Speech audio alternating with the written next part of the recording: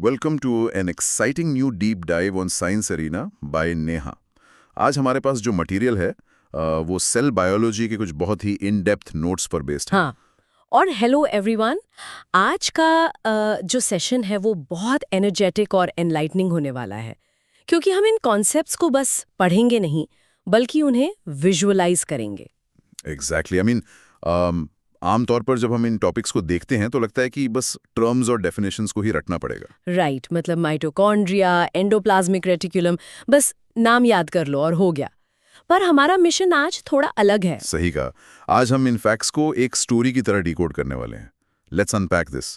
अगर हम सोचें तो एक छोटी सी सेल जिसे हम आंखों से देख भी नहीं सकते, वो अपने आप में एक पूरी दुनिया है, राइट? एक ऐसी बसलिंग सिटी जो कभी सोती नहीं है, जहाँ ट्रैफिक कभी रुकता नहीं है और हर सेकंड लाखों डिसीजंस लिए जाते हैं। ये इतना माइक्रो लेवल पर हो रहा है कि सोचकर ही अजीब लगता है। बिल्कुल। और इस माइक्रो सिटी के अंदर का जो वर्किंग मैकेनिज्म है ना, वो हमारी इमेजिनेशन से भी ज़्यादा वेल ऑर्गेनाइज्ड है। ट्रू। तो आज हम सिर्फ पार्ट्स के नाम नहीं बल्कि उनके पीछे का रीजन और साइंस समझेंगे। एग्जैक्टली। क्योंकि नॉलेज तभी काम आती है जब हम उसके पीछे का व्हाई और हाउ समझ पाते हैं, तभी लाइफ की असली कॉम्प्लेक्सिटी समझ आती है। तो किसी भी सिटी को चलाने के लिए एक एडमिनिस्ट्रेशन या कंट्रोल रूम चाहिए होता है। Let's start their. सेल का अपना एक दिमाग होता है। हाँ, जिसे हम न्यूक्लियस कहते हैं। ये पूरी सेल की हर एक्टिविटी को डायरेक्ट करता है। और इस कंट्रोल रूम के अंदर दो बहुत स्पेशल चीजें होती हैं। न्यूक्लियोलस और क्रोमोसोम्स, राइट? राइट। नोट्स के हिसाब से न्यूक्लियोलस एक काफी डेंस एरिया है और क्रोमोसोम्स धागे जैसी स्ट्रक्चर्स हैं। ब्लूप्रिंट मान लीजिए, ये डीएनए और प्रोटीन से बने होते हैं। डीएनए मतलब वो कॉम्प्लेक्स डिक्शनरी जिसमें लाइफ के सारे इंस्ट्रक्शंस कोडेड होते हैं। सही पकड़ा। और इन्हीं क्रोमोसोम्स के अंदर जीन्स होते हैं जो हमारी हेरिडिटरी यूनिट्स है। तो बेसिकली जो भी ट्रेट्स एक जनरेशन से दूसरी जनरेशन पास ऑन होते हैं, जैसे आपकी आंखों का कलर या बालों का टेक्सचर, वो सब इन्हीं जीन्स के थ्रू ट्रैवल करते हैं। सेल को कब डिवाइड होना है, क्या बनाना है, ये सब वहीं से डिसाइड होता है। एग्जैक्टली। अब इस हेडक्वार्टर से निकलकर सिटी के इंडस्ट्रियल एरिया की तरफ चलते हैं। मुझे फैक्ट्री वाला एनालॉजी बहुत पसंद है। एंडोप्लाज्मिक रेटिकुलम यानी ईआर, मैं इसको एक बड़े फैक्ट्री के कन्वेयर बेल्ट के नेटवर्क जैसा देखता हूँ। बहुत एप्ट कंपैरिजन है। और सोर्स में दो तरह के ईआर मेंशन्ड हैं, रफ ईआर और smooth ER. Right. Rough ER rough दिखता है क्योंकि उसकी सरफेस पर राइबोसोम्स चिपके होते हैं और ये राइबोसोम्स प्रोटीन बनाते हैं। हाँ, राइबोसोम्स को हम इस फैक्ट्री के सबसे हार्ड वर्किंग लेबरर्स कह सकते हैं। इनका मेन काम प्रोटीन सिंथेसिस करना है, जो कि सेल के बिल्डिंग ब्लॉक्स हैं, राइट? रिपेयर करने के लिए और नए पार्ट्स बनाने के लिए। बिल्कुल। और क्योंकि ये राइबोसोम्स रफ ईआर पर होते हैं, तो बनने वाला प्रोटीन सीधा ईआर के नेटवर्क में चला जाता है ट्रांसपोर्ट होने के लिए। और दूसरी तरफ है स्मूथ ईआर। उसके पास ये राइबोसोम्स नहीं होते तो वो स्मूथ दिखता है। इसका काम अलग है। हाँ, स्मूथ ईआर लिपिड्स यानी फैट्स बनाता है। ये लिपिड सिंथेसिस सेल की आउटर मेम्ब्रेन बनाने के लिए काफी जरूरी है। तो ये दोनों ईआर सिर्फ प्रोडक्शन नहीं कर रहे हैं बल्कि मटेरियल को सेल के अंदर ट्रांसपोर्ट भी कर रहे हैं, एक इंटरनल हाईवे की तरह। सही बात है। लेकिन देखो, जो मटेरियल बन गया उसको सीधा यूज के लिए तो नहीं भेज सकते ना। राइट। उसको सॉर्ट करना, पैक करना और सही जगह भेजना भी पड़ेगा। यहाँ पर गोल्गी apparatus एंट्री लेता है। एग्जैक्टली।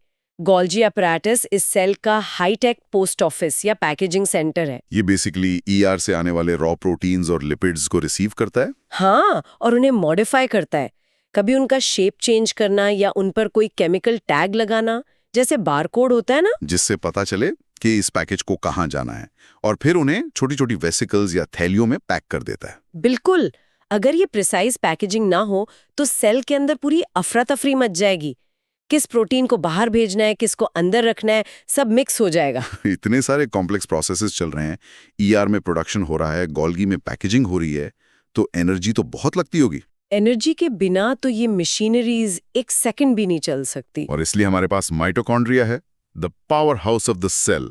ये मेरा फेवरेट पार्ट है। आई थिंक सबका फेवरेट होता है। माइटोकॉन्ड्रिया वो जनरेटर है जो इस सिटी को 24/7 रोशन रखता है। हम जो खाना खाते हैं और जो ऑक्सीजन सांस से लेते हैं वो माइटोकॉन्ड्रिया में जाकर रिएक्ट करते हैं। और उस केमिकल रिएक्शन से एनर्जी प्रोड्यूस होती है जो एटीपी मॉलिक्यूल्स के फॉर्म में स्टोर होती है। एटीपी यानी सेल की करेंसी। एग्जैक्टली सेल में कोई भी काम होना हो उसके लिए एटीपी वाली करेंसी खर्च करनी पड़ती है।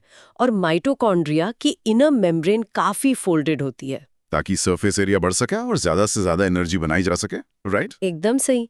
नेचर का डिजाइन बहुत ही ऑप्टिमाइज्ड है। लेकिन जहां इतना हैवी प्रोडक्शन हो रहा है, इतना काम हो रहा है, वहां डेफिनेटली वेस्ट मटेरियल भी तो जनरेट होगा। हाँ, और अगर वेस्ट इकट्ठा हो गया तो सिटी में बीमारियां फैलेंगी और फंक्शन रुक जाएगा।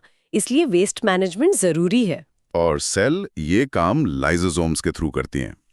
ये छोटे बैग्स होते हैं जिनके अंदर काफी स्ट्रॉन्ग डाइजेस्टिव एंजाइम्स भरे होते हैं। ये एंजाइम्स इतने पावरफुल होते हैं कि किसी भी कॉम्प्लेक्स ऑर्गेनिक मटेरियल को ब्रेक डाउन कर सकते हैं। तो अगर कोई बाहरी बैक्टीरिया सेल में घुस जाए या सेल का अपना ही कोई पुराना पार्ट खराब हो जाए, तो लाइसोसोम्स वहां पहुंचकर अपने एंजाइम्स रिलीज कर देते हैं और उस वेस्ट को पूरी तरह डिस्ट्रॉय कर देते हैं। इन्हें इसी वजह से कभी-कभी सुसाइड बैग्स भी कहा जाता है ना, क्योंकि अगर सेल बहुत डैमेज हो जाए तो ये बर्स्ट होकर पूरी सेल को ही डाइजेस्ट कर लेते हैं। हाँ, सेल को फर्दर इन्फेक्शन से बचाने के लिए ये एक सेल्फ डिस्ट्रक्ट मैकेनिज्म है। बहुत ही क्रूशल फंक्शन है। तो अब तक हमने nucleus, endoplasmic reticulum, Golgi, mitochondria और लाइसोसोम्स को कवर किया। ये सब तो एनिमल और प्लांट दोनों सेल्स में होते हैं। लेकिन नेचर की डाइवर्सिटी देखिए, प्लांट्स और एनिमल्स की नीड्स एकदम अलग होती हैं। ट्रू, प्लांट्स चलकर अपना खाना नहीं ढूंढ सकते और न ही बारिश या धूप से बचने के लिए शेल्टर ले सकते हैं। इसीलिए प्लांट सेल्स के पास कुछ स्पेशल फीचर्स होते हैं। सबसे पहले बात करते हैं प्लास्टिड्स की, जो सिर्फ प्लांट सेल्स में होते हैं। नोट्स में 3 तरह के प्लास्टिड्स का जिक्र है। सबसे इंपॉर्टेंट तो क्लोरोप्लास्ट है। क्लोरोप्लास्ट बेसिकली प्लांट का अपना सोलर पावर प्लांट है। इसमें क्लोरोफिल होता है जो सनलाइट कैप्चर करके फोटोसिंथेसिस के थ्रू खाना बनाता है। एग्जैक्टली। और दूसरा है क्रोमोप्लास्ट, जिसमें अलग अलग पिगमेंट्स होते हैं। मतलब फूलों और फलों को जो ब्राइट कलर्स मिलते हैं वो इन्हीं क्रोमोप्लास्ट्स की वजह से हैं। हाँ, और ये कलर्स इंसेक्ट्स को पॉलिनेशन के लिए अट्रैक्ट करते हैं। तीसरे होते हैं ल्यूकोप्लास्ट्स। ये कलरलेस होते हैं ना, इनका मेन काम शायद स्टोरेज का होता है। सही कहा। ये अंडरग्राउंड गोडाउन्स की तरह हैं जो स्टार्च, ऑयल्स और प्रोटीन्स को स्टोर करके रखते हैं। स्टोरेज की जब बात आती है तो एक और बहुत बड़ी स्ट्रक्चर प्लांट सेल में होती है, वैक्यूल्स। वैक्यूल्स बेसिकली स्टोरेज सैक्स होते हैं जिसमें पानी, न्यूट्रिएंट्स और वेस्ट स्टोर होता है। एनिमल सेल्स में ये बहुत छोटी होती है, लेकिन प्लांट सेल्स में सेंट्रल वैक्यूल इतना बड़ा होता है कि सेल का 50 से 90% वॉल्यूम कवर कर लेता है। और ये प्लांट्स के लिए लाइफ सेविंग है, क्योंकि प्लांट्स पानी के लिए मूव नहीं कर सकते, तो जब पानी मिलता है वो इसे वैक्यूल में भर लेते हैं, जिससे वैक्यूल फूल जाता है और सेल वॉल्स पर बाहर की तरफ एक प्रेशर डालता है, जिसे टर्गर प्रेशर कहते हैं। और उसी प्रेशर की वजह से प्लांट स्ट्रेट और रिजिड खड़ा रह पाता है। अगर पानी कम हो तो वैक्यूल श्रिंक हो जाता है और प्लांट कंप्लीटली मुरझा जाता है। ये डिफरेंस मुझे बहुत फैसिनेटिंग लगता है। इससे हम एक और फंडामेंटल डिफरेंस पर आ जाते हैं प्लांट और एनिमल सेल के बीच में। Cell wall, right? प्लांट्स को एक्स्ट्रा मैकेनिकल सपोर्ट चाहिए क्योंकि वो मूव नहीं कर सकते, इसलिए उनकी सेल मेम्ब्रेन के बाहर एक हार्ड लेयर होती है जिसे सेल वॉल कहते हैं, जो सेल्यूलोज से बनी होती है। इस हार्ड लेयर की वजह से प्लांट सेल्स का शेप फिक्स्ड और रेक्टेंगुलर सा होता है। और एनिमल सेल्स में ये सेल वॉल नहीं होती। हमारी सेल्स को फ्लेक्सिबिलिटी चाहिए होती है ताकि मसल्स स्ट्रेच और कंट्रैक्ट कर सकें। एग्जैक्टली।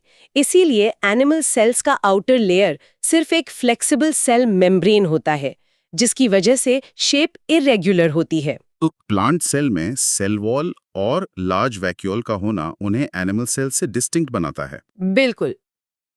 अब चलो इस आउटर बॉर्डर सिक्योरिटी यानी सेल मेम्ब्रेन के बारे में बात करते हैं। ये बहुत स्मार्ट होती है। इसे सिलेक्टिवली परमिएबल मेम्ब्रेन कहा जाता है, क्योंकि ये हर किसी को अंदर बाहर नहीं जाने देती। हाँ, ये केयरफुली सिलेक्ट करती है कि कौन सा मॉलिक्यूल अंदर आएगा और कौन सा बाहर जाएगा। और ये मूवमेंट 2 तरीके से होता है, डिफ्यूजन और ऑस्मोसिस। इसे बिना टेक्निकल जार्गन के कैसे समझें? देखिए, इमेजिन कीजिए एक क्राउडेड रूम जहां काफी सारे लोग हैं और एक दूसरा खाली रूम है। तो ऑटोमेटिकली लोग क्राउडेड रूम से निकलकर खाली रूम में जाएंगे ताकि स्पेस मिल सके। मॉलिक्यूल्स का भी यही रूल है। वो हमेशा हायर कॉन्सेंट्रेशन से लोअर कॉन्सेंट्रेशन की तरफ मूव करते हैं। जब गैसेस लाइक ऑक्सीजन या कार्बन डाइऑक्साइड इस तरह मेम्ब्रेन क्रॉस करती हैं तो उसे डिफ्यूजन कहते हैं। स्पेशल प्रोसेस को ऑस्मोसिस कहते हैं। ऑस्मोसिस का इफेक्ट बहुत इंटरेस्टिंग होता है सेल पर।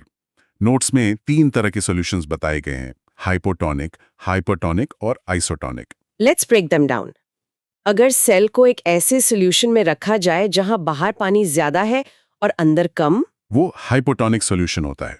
तो ऑस्मोसिस की वजह से पानी सेल के अंदर घुसने लगेगा और सेल एक गुब्बारे की तरह फूल जाएगी। और इसका उल्टा होता है हाइपरटोनिक सॉल्यूशन में, जहां बाहर कॉन्सेंट्रेशन बहुत थिक है, जैसे नमकीन पानी। वहां पर बैलेंस बनाने के लिए सेल के अंदर का पानी बाहर निकलने लगता है, जिससे सेल बुरी तरह श्रिंक हो जाती है। ये दोनों ही एक्सट्रीम सेल के लिए डेंजरस हो सकते हैं। इसीलिए बेस्ट सिनेरियो होता है आइसोटोनिक सॉल्यूशन, जहां अंदर और बाहर पानी का बैलेंस एकदम बराबर होता है। जितना पानी अंदर जाता है उतना ही बाहर आता है और सेल का शेप परफेक्ट मेंटेन रहता है। लाइफ को रन करने के लिए ये बैलेंस बहुत जरूरी है। तो ये था हमारा एडवांस सिटी यानी यूकैरियोटिक सेल। राइट। लेकिन एवोल्यूशन की शुरुआत में सेल्स इतनी एडवांस नहीं थी। लास्ट में प्रोकैरियोटिक और यूकैरियोटिक का डिस्टिंक्शन दिया हुआ है। अगर यूकैरियोटिक सेल एक मॉडर्न सिटी है, तो प्रोकैरियोटिक सेल को आप एक ओपन टेंट या बेसिक कैंप समझ सकते हैं, जिसमें कोई ट्रू न्यूक्लियस नहीं होता। मतलब डीएनए किसी सिक्योर कंट्रोल रूम में लॉक्ड नहीं है, बल्कि ऐसे ही सेंटर में फ्लोट कर रहा है। हाँ, उस रीजन को न्यूक्लियोइड कहते हैं और इनमें माइटोकॉन्ड्रिया या गोल्जी अपैरेटस जैसे मेम्ब्रेन बाउंड ऑर्गेनेल्स भी नहीं होते। बैक्टीरिया इसका सबसे कॉमन एग्जाम्पल है। यस, लाइफ इन्हीं सिंपल प्रोकैरियोटिक स्ट्रक्चर से इवॉल्व होते होते आज यूकैरियोटिक सेल्स तक पहुंची है, जहां हर फंक्शन के लिए एक डेडिकेटेड डिपार्टमेंट है। It's an incredible journey. अगर हम इस डीप डाइव को समराइज करें based on the exam questions provided in the notes, तो हमने देखा कि न्यूक्लियस स्ट्रक्चर को कंट्रोल करता है, माइटोकॉन्ड्रिया पावर प्रोवाइड करता है, प्लांट सेल्स में सेल वॉल और बड़े वैक्यूल्स होते हैं। ये फैक्ट्स सिर्फ पेपर पास करने के लिए नहीं है, ये लाइफ के फंडामेंटल मैकेनिक्स हैं। एग्जैक्टली। प्लांट और एनिमल सेल्स के डिफरेंस से हमें उनके अलग-अलग एवोल्यूशनरी पाथ समझ आते हैं। सेल की ये प्रिसाइज मशीनरी, केमिकल एक्सचेंजेस और एनर्जी प्रोडक्शन, ये सब मिलकर ही लाइफ पॉसिबल बनाते हैं। और हर कॉन्सेप्ट एक दूसरे से परफेक्टली लिंक्ड है। इस सेशन को खत्म करने से पहले मैं सभी लर्नर्स के लिए एक थॉट छोड़ना चाहता हूं। हमने बात की कि सेल एक इनपेनेट्रेबल और हाईली सिक्योर सिटी है, अपनी बॉर्डर सिक्योरिटी और मास्टर कंट्रोल रूम के साथ। पर जरा सोचिए एक वायरस के बारे में। वायरस खुद कोई जिंदा सेल नहीं होता, वो सिर्फ जेनेटिक कोड का एक छोटा सा पैकेट है। और फिर भी वो इस एडवांस सिक्योरिटी को बाईपास कर लेता है। वो सिलेक्टिवली परमिएबल मेम्ब्रेन को धोखा देकर अंदर आता है, सीधा हेडक्वार्टर्स पर अटैक करता है और डीएनए को हाईजैक कर लेता है। फिर वो उन्हीं राइबोसोम्स फैक्ट्री को यूज करके अपने जैसे हजारों नए वायरसेस बनाने लगता है, जब तक कि पूरी सेल डिस्ट्रॉय ना हो जाए। इतनी एडवांस्ड होने के बावजूद ये सिटी एक गलत कोड से हैक की जा सकती है। हमारी बॉडी में हर वक्त ये माइक्रो लेवल बैटल चल रही होती है। ये सेल बायोलॉजी की दुनिया जितनी ब्यूटीफुल है, उतनी ही फ्रैजाइल भी है। इसी थॉट प्रोवोकिंग आइडिया के साथ आज का ये डिस्कशन यहीं रैप अप करते हैं। Let's keep exploring the science around us. मुझे उम्मीद है कि इस सेशन से सभी के कॉन्सेप्ट्स क्लियर हुए होंगे और पढ़ाई बोरिंग नहीं लगी होगी। Always keep that curiosity alive learners. अगर आपको ये कंसेप्चुअल जर्नी पसंद आई तो प्लीज़ चैनल को सब्सक्राइब करें और इस वीडियो को लाइक करें। Keep learning, keep shining. Thank you so much.